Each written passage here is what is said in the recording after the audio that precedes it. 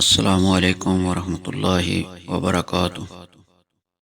آج کی ویڈیو میں ایک خوبصورت حدیث کا ذکر کریں گے جس میں اللہ پر توکل کی اہمیت بیان کی گئی ہے۔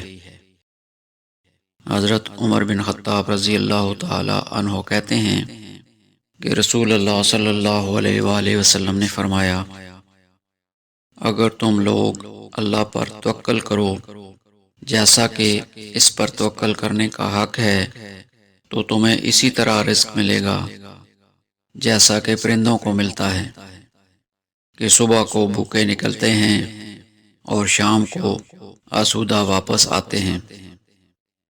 جامع ترمذی حدیث نمبر 2344۔ آئیے ہم اپنی زندگی میں اللہ پر توکل کو بڑھائیں، اس کے لیے دعا کریں، محنت کریں اور اللہ کی طرف سے آنے والی ہر چیز پر راضی رہیں۔ ویڈیو دیکھنے کا شکریہ۔ اللہ حافظ۔